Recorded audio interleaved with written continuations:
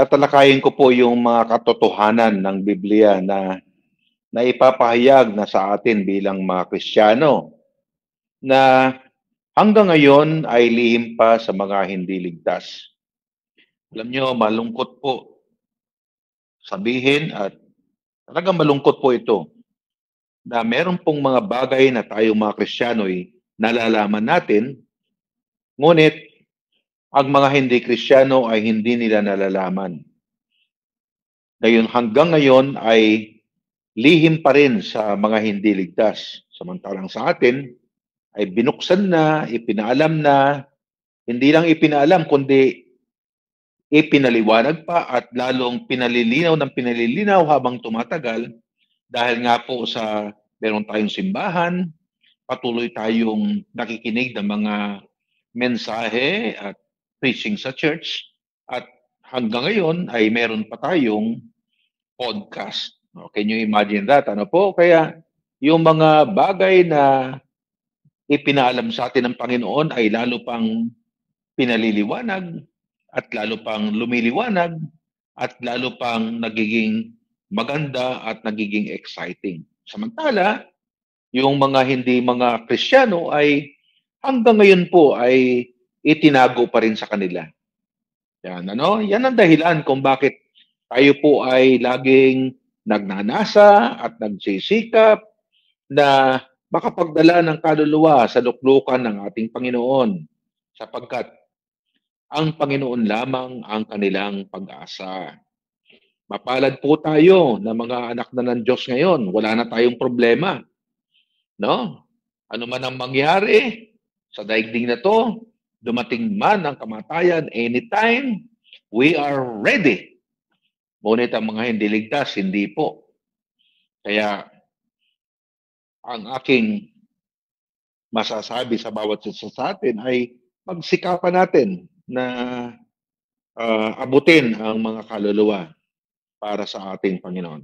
Okay?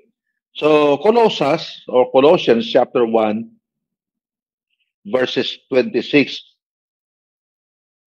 at 27, ito po ang sabi. Colossians chapter 1, 26 and 27, maging ang hiwaga na inilihim sa lahat ng panahon at lahi na dapat ngayon ipinahayag sa kanyang mga banal. Tayo po yan, ipinahayag na sa atin.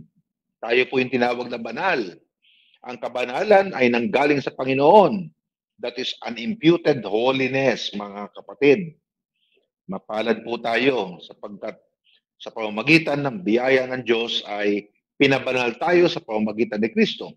At sa verse 27, na sa kanila ay minagaling ng Diyos na ipakilala kung ano ang mga kayamanan ng kaluwalhatian ng hiwagang ito sa gitna ng mga hintil, na ito'y si Kristo na nasa inyo na pag-asa ninyo sa kaluwalhatian.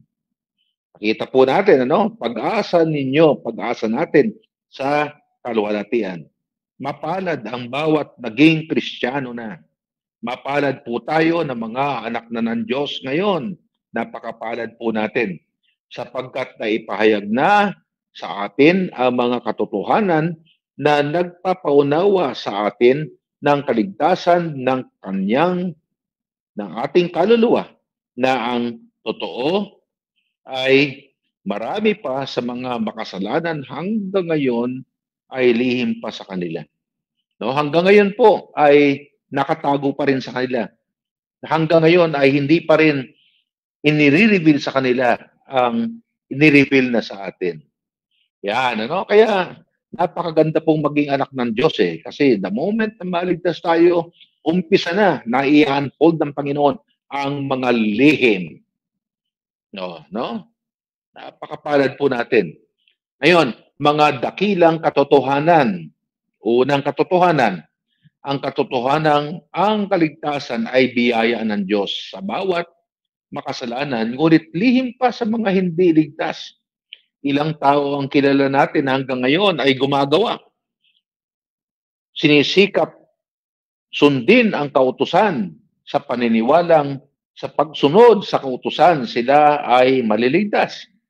Sino at gaano karami ang kilala natin na sa pamamagitan ng pag-anib ng iglesia o ng simbahan, sila ay maliligtas? Ilan ang kakilala natin na ang paniwala ay sa pamamagitan ng bautismo, sila ay maliligtas, no? Itong mga taong ito, hanggang ngayon, hindi pa rin nila nalalaman, no? Hanggang ngayon ay lihim pa rin ang biyaya ng Diyos. Lihim pa rin. Ngunit sa atin ng mga laligtas, in-unfold na, binuksan na ang lihim. Kaya po sa Ephesians chapter 2, verses 8 and 9, ang sabi, sapagkat sa biyaya kayo'y nangaligtas sa pamamagitan ng pananampalataya. At ito'y hindi sa inyong sarili. Ito'y kaloob ng Diyos.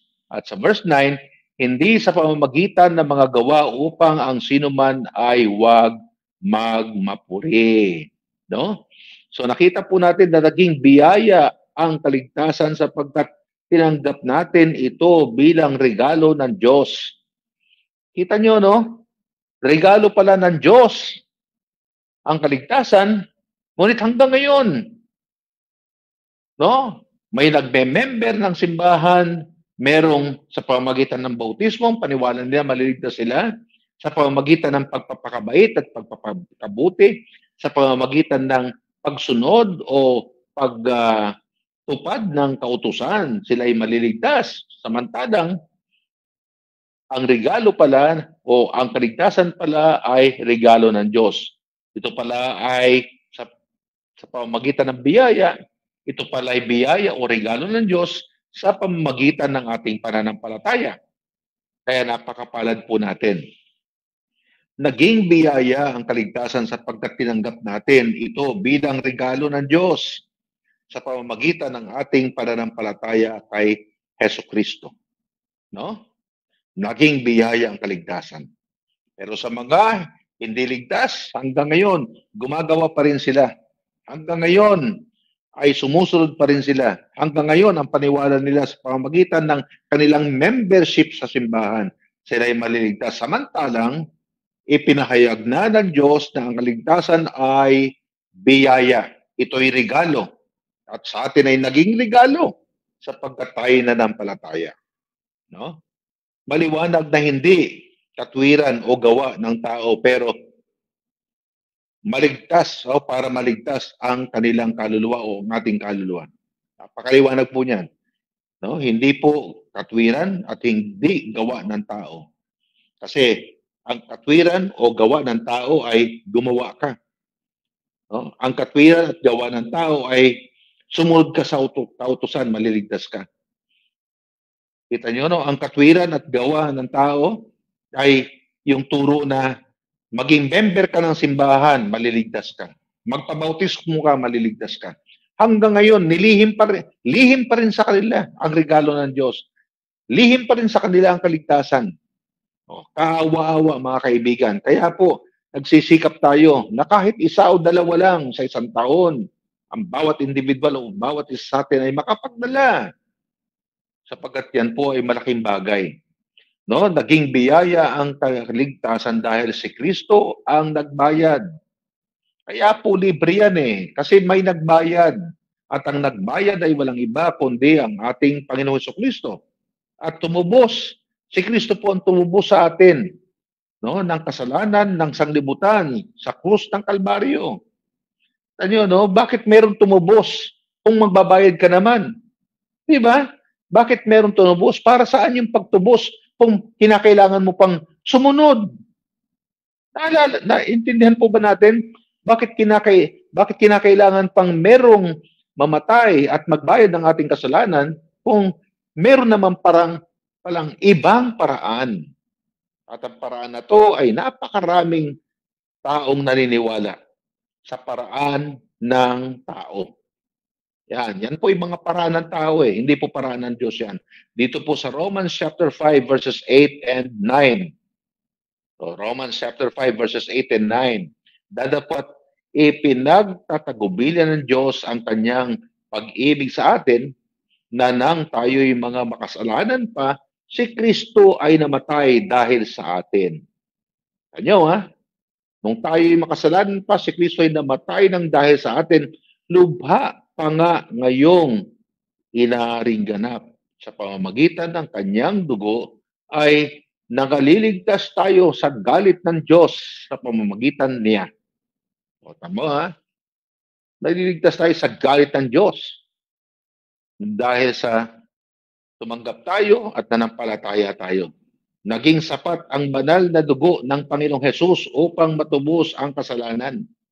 Kapag ang paniniwala natin ay tatanggapin nga natin si Kristo o mananampalataya tayo pero hindi husto yun, dadagdagan natin sa pamamagitan ng pagsunod o pag-i-member ng simbahan, yun po ay paniniwala na nagsasabing hindi sapat ang pagsasakripisyo ni Kristo para sa atin sa krus ng Kalbaryo. Pero ang Bible po ay nagsasabi na ang sakripisyo ni Kristo sa krus ng Kalbaryo ay sapat. No? Walang labis, walang kulang. Yan po yan mga kapatid, mga kaibigan. Walang labis, walang kulang. Pangalawa, no, ang una ay ang katotohanan, ang kaligtasan ay biyaya ng Diyos sa bawat makasalanan. Ngunit lihim pa sa mga hindi ligtas. Ang pangalawa, ang katotohanan ang bawat naligtas ay pinatawad na sa kasalanan at kinalimutan na ng Diyos. O, no? Kinalimutan na ng Diyos ang ating kasalanan. Pero ito'y lihim pa sa mga hindi ligtas.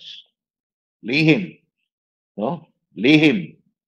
Sa Hebrews chapter 10 verse 17, at ang kanilang mga kasalanan at ang kanilang mga kasamaan ay dahil sa ay hindi ko na aalalahanin pa. Yan. Ang atin daw kasamaan ay hindi na aalalahanin pa ng ating Panginoon. Kasi nalimutan na niya. Ang dugo ng Panginoong Hesus ay makapangyarihan na pinatawad na ang ating mga kasalanan. Sobrang makapangyarihan ang dugo ni Kristo. Dugo ni Kristo yun eh. Dugo yun ng anak ng Diyos. Kaya kapag kayon ang ibinigay sa atin, nako talagang magiging malinis tayo. Manampalataya lang tayo. Maniwala lang tayo. No? Ang dugo ng Panginoong Hesus ay makapangyarihan na pinatawad ang ating mga kasalanan. Tandaan po natin yan. Sa Ephesians chapter 1 verse 7, basahin po natin na sa Kanya'y mayroon tayo ng ating katubusan sa pamamagitan ng Kanyang dugo na kapatawaran ng ating mga kasalanan ayon sa mga kasamaan ng Kanyang biyaya. No? No? Ayon sa mga kayamanan, kasamaan tuloy, dumayan, no? Ayon sa mga kayamanan ng kanyang biyaya.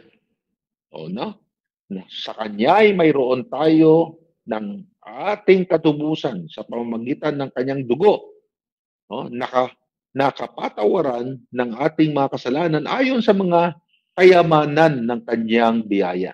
Kaya ang katotohanan ng dugo ng Panginoong Hesus ay mahalaga, ngunit ito'y lihim pa sa maraming hindi ligtas.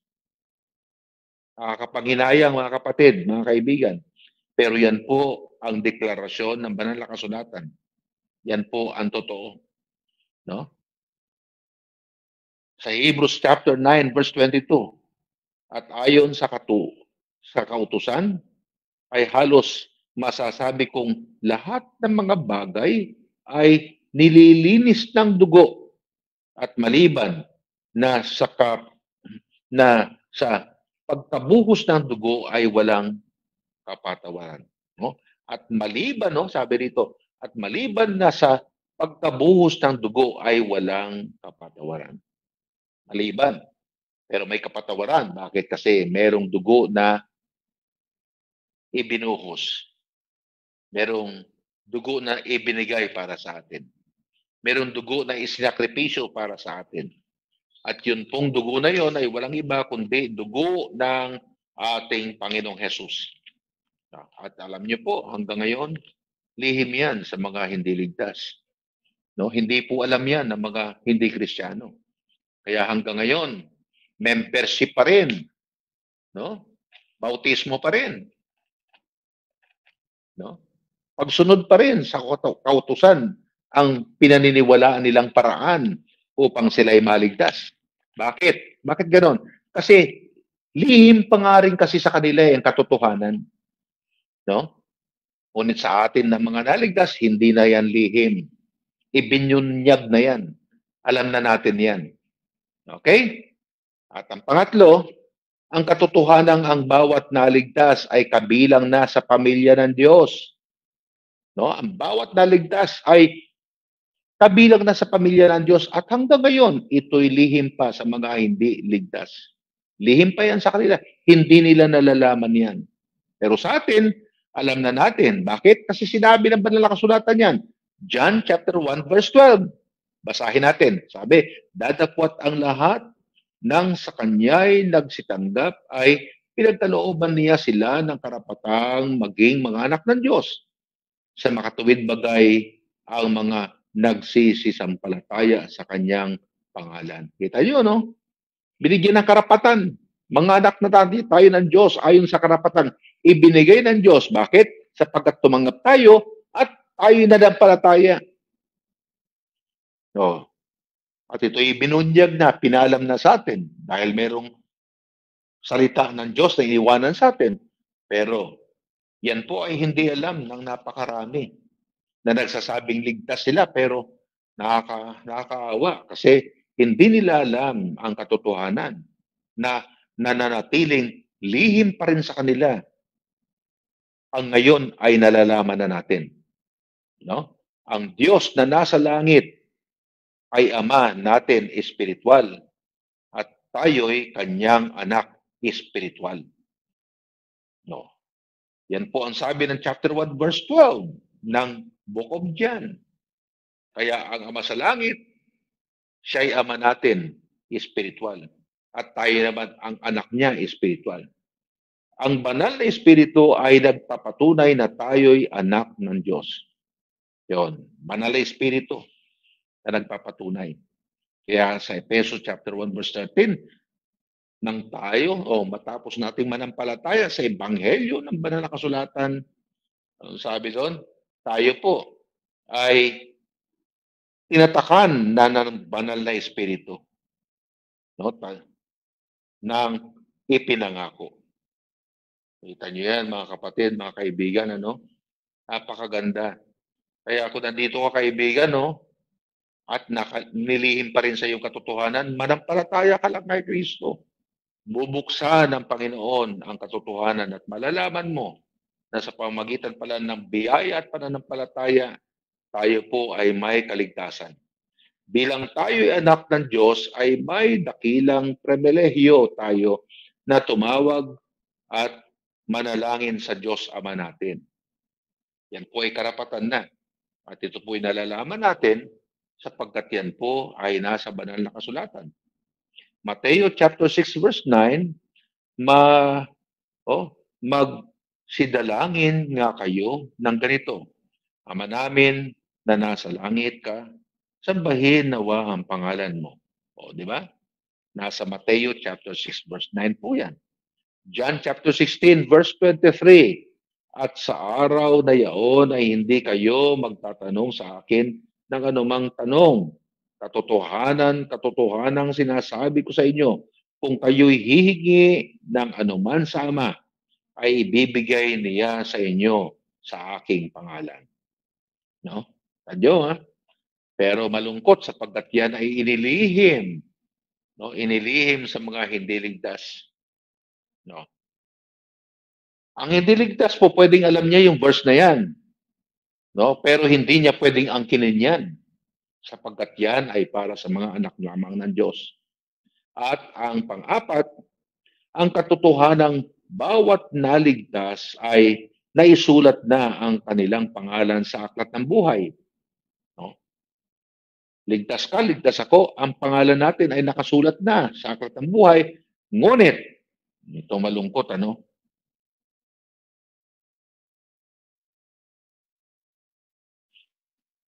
No? Ngunit, lihim pa sa mga hindi ligtas. Yan ang malungkot.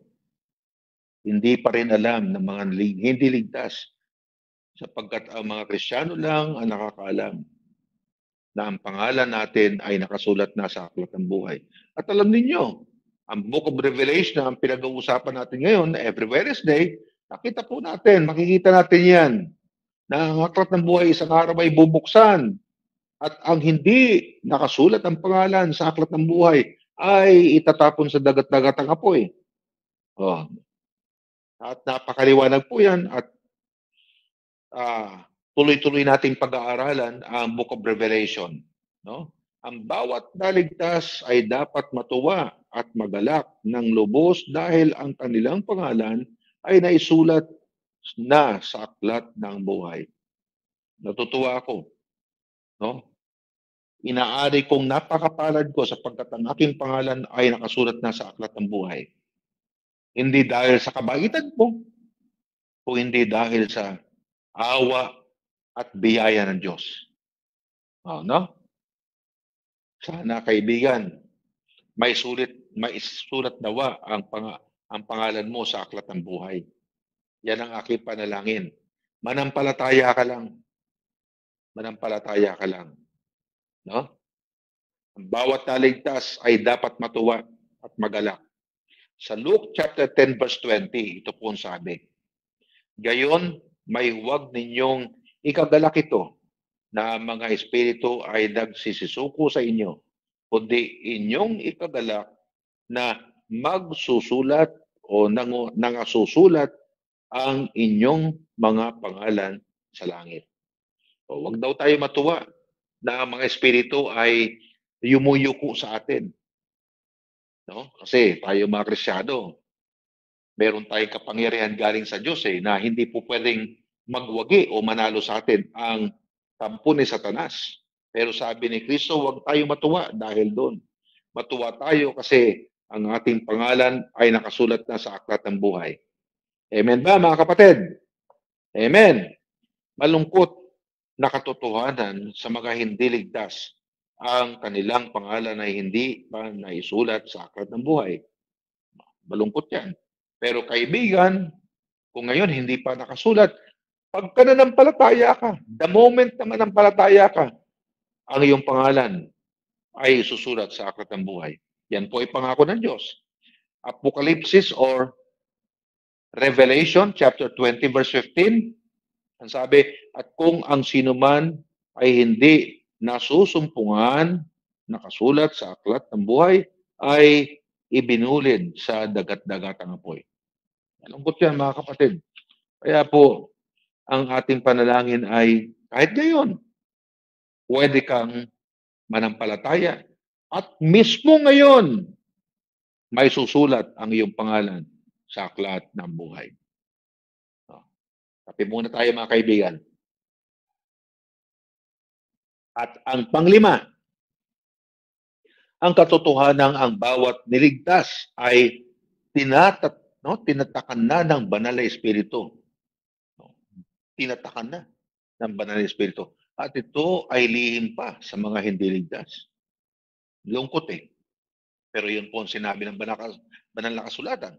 Sa 1 Corinthians chapter 3 verse 16, hindi ba ninyo nalalaman na kayo'y templo ng Diyos at ang Espiritu ng Diyos ay nananahan na sa inyo? No?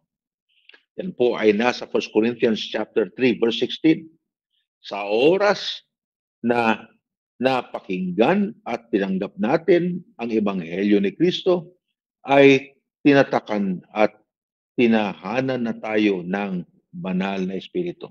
Kaya sabi sa Ephesians chapter 1 verse 13, na sa Kanya kayo rin naman pagkarinig ng aral ng katotohanan ng Ebanghelyo ng inyong kaligtasan, na sa Kanya rin naman mula nang kayo'y magsisampalataya, o sabi ay kayo tinatakan ng Espiritu Santo na ipinangako. Yan po. The moment na ikaw ay manampalataya, pero kinakailangan mo mapakinggan ang Ebanghelyo. Ang Ebanghelyo ay si Kristo na matay, nilibing at nabuhay na maguli para sa iyo na makasalanan. The moment na marinig mo yan, tapos nanampalataya ka na si Kristo ay namatay para sa iyo. Ang banal na kasulatan ay nagsasabing, tatatakan ka, no? Tatatakan ka ng Espiritu ng Diyos na ipinangako. Sa Romans chapter 8 verse 9, dadapat kayo'y nawa sa laman kundi nasa Espiritu. Kung gayo'y tumitira sa inyo ang Espiritu ng Diyos, no? Dadapat kung ang sino may walang Espiritu ni Kristo, siya ay hindi sa Kanya. O. Kaya kapag wala sa iyo ang Espiritu ng Diyos, siyempre hindi ka Kanya. Ang sa Diyos lang ang tinataka ng Espiritu ng Diyos. At ang sa Diyos, ang sabi po ng banal na kasulatan, no, na ang sa Diyos ay matapos silang makarinig ng Ebanghelyo. Anong Ebanghelyo? Si Kristo ay namatay, nilibing, at nabuhay na maguli. The moment na marinig mo yan, tapos nanampalataya ka. Ganun pala yun. Si Kristo pala ay namatay para sa akin. Para tubusin ako sa aking kasalanan. At nabuhay siya ulit. Naniniwala ako sa Kanya. Naku, sabi ng banal na kasulatan, tatatakan ka ng Espiritu ng Diyos. Pero kapag ang Espiritu ng Diyos wala sa iyo, kasi hindi ka sa Kanya, hindi ka anak. So, bakit? Kasi ang kaligtasan mo ay gawa pa rin. Ang kaligtasan mo ay bautismo pa rin. Ang kaligtasan mo ay pag-anib pa rin sa simbahan. No?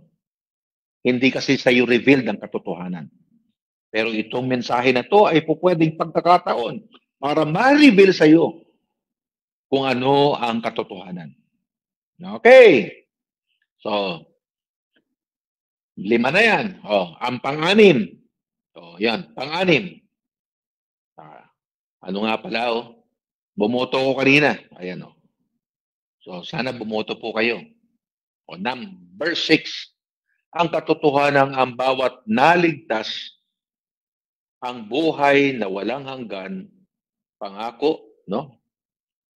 Ang buhay na walang hanggang pangako ay pinasulat ng Diyos sa Biblia. No?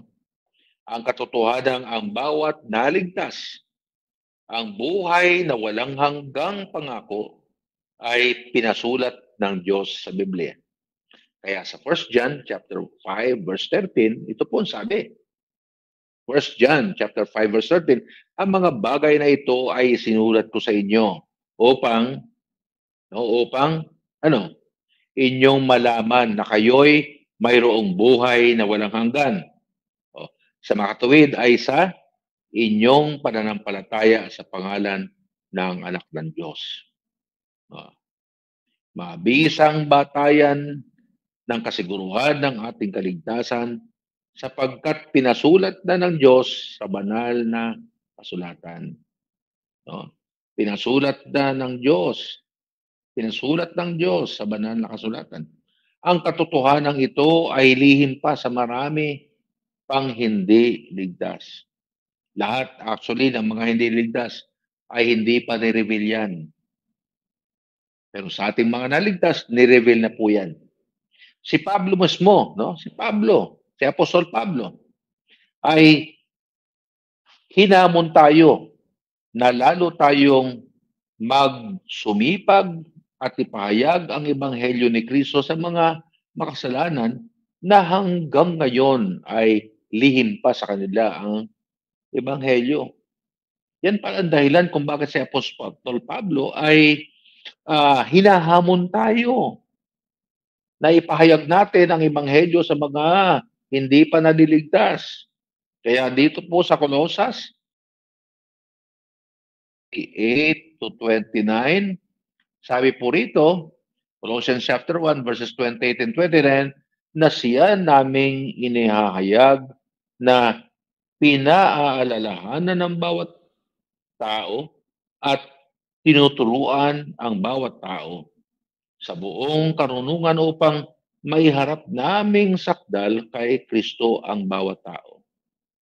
Na dahil, sa verse 29, na dahil dito'y nagpapagal din naman ako na pagpipilit na ayon sa kanyang paggawa na siya sa akin ay gumagawa na may kapangyarihan.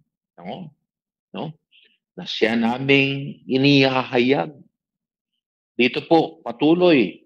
Kaya nga Miracle Monday ito kasi every Monday inihahayag natin ang ebanghelyo ng ating Panginoon. Bakit? Sapagkat ang ebanghelyo ng Panginoon ayon sa Romans chapter 1 verse 16 ay kapangyarihan ng Diyos sa pagliligtas. Kaya sabi ni Pablo, hindi ako nahiya. Hindi ko ikinahiya ang ebanghelyo. Bakit? Sapagkat ang ebanghelyo ay kapangyarihan ng Diyos kasi sa pagliligtas. Kaya hindi niya ikinahiya. Kaya tayo po, hindi tayo nahiya. At dito hindi ako nahiya. No? Atin pong ipangaral at atin pong iparinig sa mga hindi pa naliligtas ang ebanghelyo. Yun po ay talagang kailangan. Bakit po? Sapagkat ang katotohanan ay lihim pa hanggang ngayon sa mga hindi ligtas. At matatapos ang pagiging lihim ng mga bagay na ito sa hindi ligtas the moment na ang hindi ligtas ay naligtas. Kaya ngayon, kung nandito ka kaibigan at narinig mo ang aking tinig, ang aking hiling sa iyo ay tanggapin mo sa puso. Huwag sa nguso, no? Kundi sa puso. Sa isip at sa puso. Tanggapin o panampalatayanan or pagkatiwalaan mo si Kristo sa isip at sa puso. Dalawa yan. No? Pagkatiwalaan mo ng iyong kaluluwa. At ang pangako ng Panginoon, the moment, kasi kapag pinagkatiwalaan mo, ibig sabihin niya na nananampalataya ka eh. No? The moment na nagtiwala ka o pinagkatiwalaan mo ng kaluluwa mo si Kristo, ibig sabihin na nananampalataya ka. Ang pangako ng Panginoon, no, ang pangako ng Panginoon, ikaw ay tatatakan ng banal na Espiritu. Yan. Kaya, ang aking panalangin kahit ngayon ay nawa, no? Ay tanggapin mo ang ating Panginoon. Manampalataya ka sa Panginoon. Tanggapin mo siya. Pagkatiwalaan mo si Kristo ng iyong sarili.